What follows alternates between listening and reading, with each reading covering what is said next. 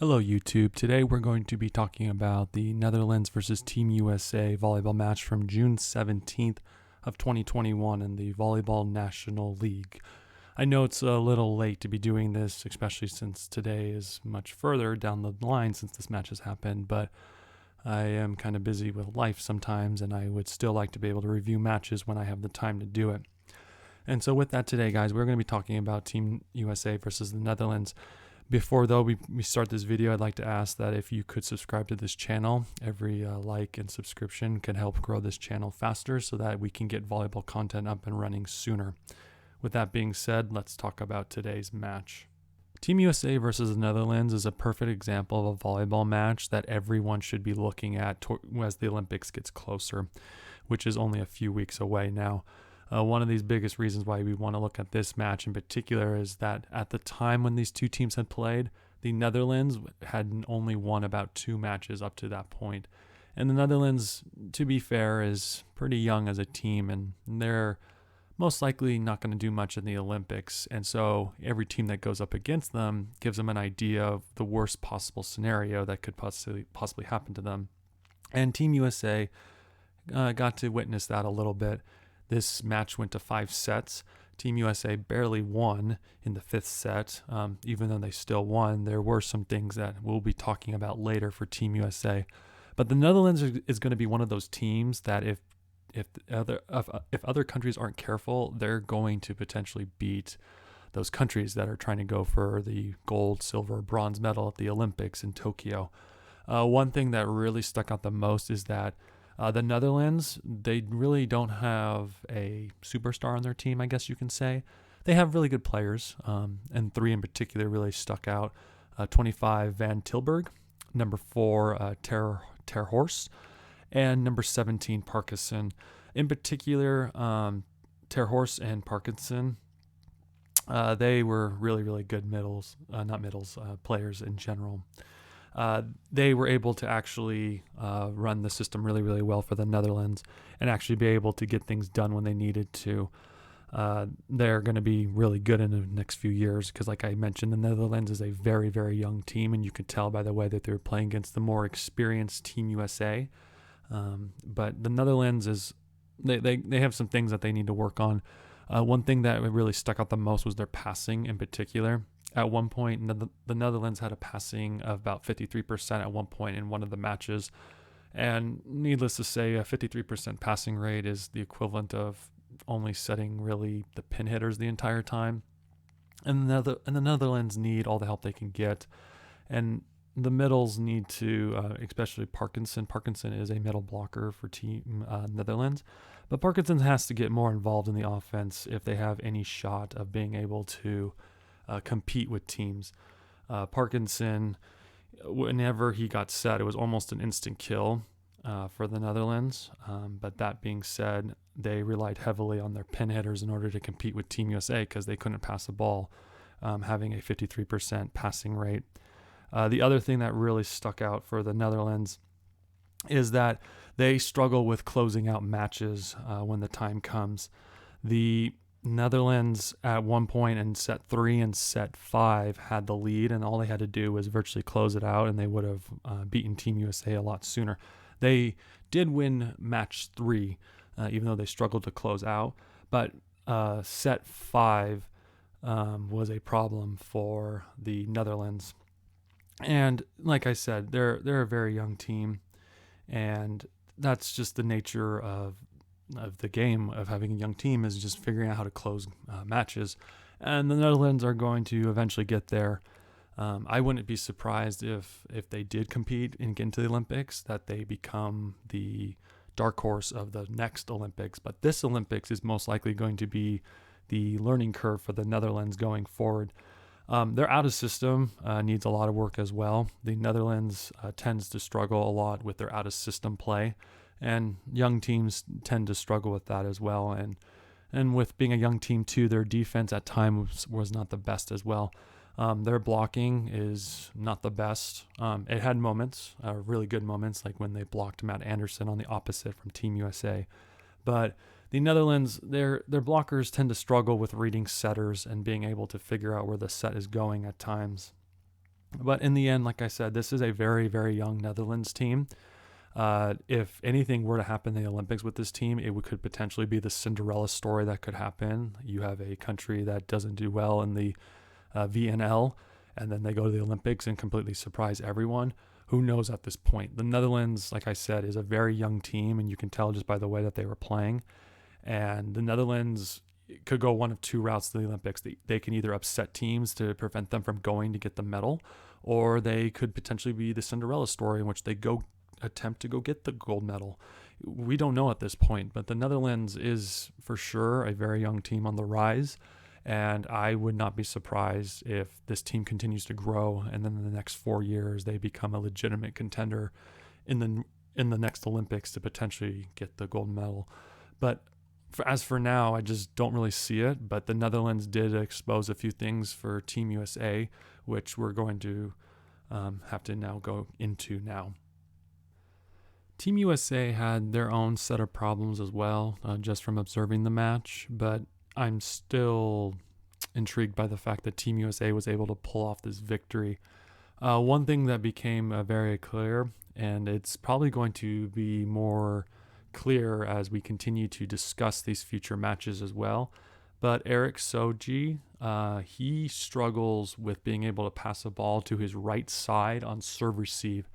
I don't remember if it was Team France or Team Italy when I had mentioned it in an earlier video, but I do know that against the Netherlands, that was exposed again.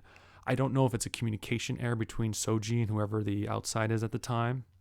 I also don't know if it's just Erik not being able to move. It's most likely a communication problem, but Erik Soji tends to struggle on serve receive with anything to his right side when I believe he's in the middle and serve receive.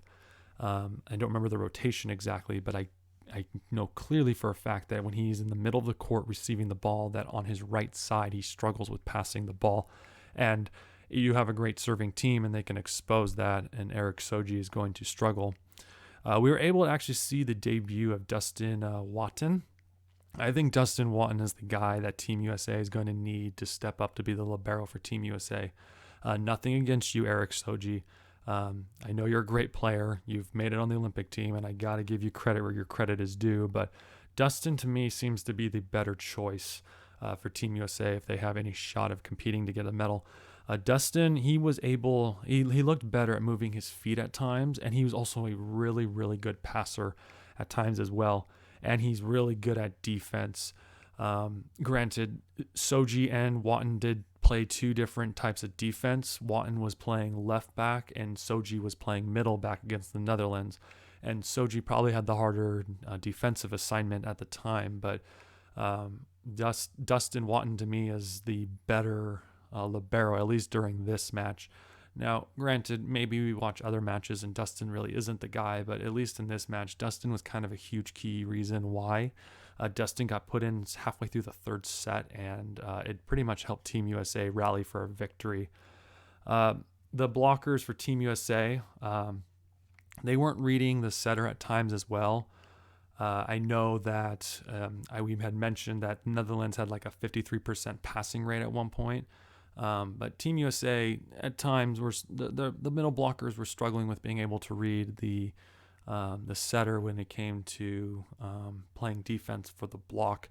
The great thing was though, as Team USA made it up for that defense by being able to play decently enough in the back row to make up for not being able to get as many stops on the block. But the blockers, they need to start trying to read the setter. It's not an easy job to do, but it's something Team USA needs to look more into, I believe. The other thing that needs to be mentioned too is Micah Christensen. He's got to be starting every match for the Olympics if they have any shot of winning the medal. I'm sorry, the other Soji brother, but to me, Micah Christensen is the better choice by far. Much better setter. He has better connections, it seems like, with the hitters at times. But to me, if Christensen isn't starting in the Olympics, there's going to be some issues for Team USA. Micah is a really, really smart setter. I don't think I've seen him get a dump ball blocked once in these matches or sets in particular so far. Micah Christensen to me is the guy who you need to determine that he needs to be the starting setter when the Olympics start. The last thing that needs to be mentioned for Team USA is that Taylor Sanders is probably one of the biggest reasons why Team USA was able to win set 5. Team USA was down 13-12 when Taylor Sanders went back to serve. And Taylor Sanders virtually served 3 straight balls in a row and pretty much helped them win the match. Taylor, please stay healthy if you can, because that's the only way Team USA has any shot of potentially winning. It's based on the health of Taylor Sanders at this point. So, and Taylor, he didn't look like he had his best night, but he's kind of a huge reason why Team USA was able to pull away in the 5th set, is because of Taylor Sanders' serves towards the end. And as much of a hard time as I give the middles for Team USA, the middles for Team USA actually in the 4th set in particular were actually able to be a huge contribution when it came to stopping the Netherlands, and they are the reason why the middles in particular, the reason why USA won in the 4th set. They were just really great at hitting in the 4th set in general. You got to give credit to the middles. Excellent hitting that night. Last thing that needs to be mentioned too is Matt Anderson did not look like Matt Anderson tonight, not as dominant against the Netherlands. Matt Anderson should have really dominated against the Netherlands. I don't know if Matt Anderson was in a head game that night, but Matt Anderson, when he was dominant, the Netherlands couldn't stop him, but he just did not look like Matt Anderson during that match. So whatever's going on with Matt during that match, hopefully he's more, I guess, in line during the Olympics, because if Matt Anderson's like that, Team USA will struggle too at times. And the thing I keep always mentioning, Team USA, they got to start working on those serves. At one point during a match, it was mentioned that Team USA had 22 missed serves versus the Netherlands 16. Now, the Netherlands, I did not mention this in the Netherlands section, but the Netherlands were doing a combination of jump floats and jump serves. So the Netherlands were not serving as tough as Team USA was. And Team USA, that's probably their strategy, is to serve as tough as possible to their opponents. But the Netherlands did miss some serves when it came to the jump float, which at that level should not be happening, I believe. But Team USA's really got to start being able to make their serves in. If you're missing 22 serves in a match, that's virtually the equivalent of almost throwing away an entire set. And that is just a little ridiculous. You're virtually throwing away sets just from missing serves. One thing that was very common would be like Team USA would get an ace during this match, and then the very next serve, it was a missed serve into the net. So, I mean, Team USA, they probably know that they need to work on their serves, but to me, it just seems like if Team USA can't get their serves in, I just don't see them competing for a medal, especially like a team against the Netherlands, which, in my honest opinion, I think Team USA should have easily swept the Netherlands in 3 sets. I was not that very impressed with the Netherlands. Like I had mentioned, they're a very young team and most likely going to be on the rise in the next couple of years, but Team USA should have easily swept them in 3. But it just seemed like maybe it was they didn't have the true starting lineup that they're going to have for the Olympics. Maybe they didn't want to have to try as hard that night. Who knows at this point?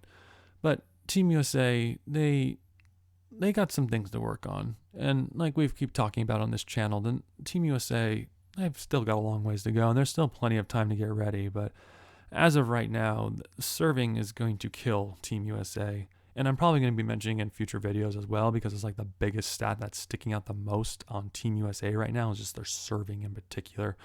So Team USA, like, serves are going to be make or breaking them too at this point for the Olympics. And if we don't see Team USA go for any medals, I'm curious to look into the stat sheet to figure out if that's probably one of the reasons why, if Team USA goes to the Olympics, if they don't win it all, that might be one reason why. So That's it for today's video, guys. Like I had mentioned, this is a perfect volleyball match that helps us get a better understanding of what Team USA is going to be like against teams that are not the best of the best, but at the same time, it gives us an idea of who they could potentially become should those situations arise. This match gave us much better idea of who Team USA is as a team, especially in this short season league that they're currently in. That also being said, I'm still excited for the Olympics for Team USA. Keep working hard, Team USA, because I firmly believe you guys could potentially still have a shot. Won't be easy, but we can. But seeing Team USA be able to compete will be great within a month. That's all for today, guys. Like I said earlier, if you liked this content that has been given today, please like and subscribe. Every like and subscribe helps grow this channel more, so we can continue talking about the game of volleyball and be able to enjoy being able to hear from you guys in the comments below.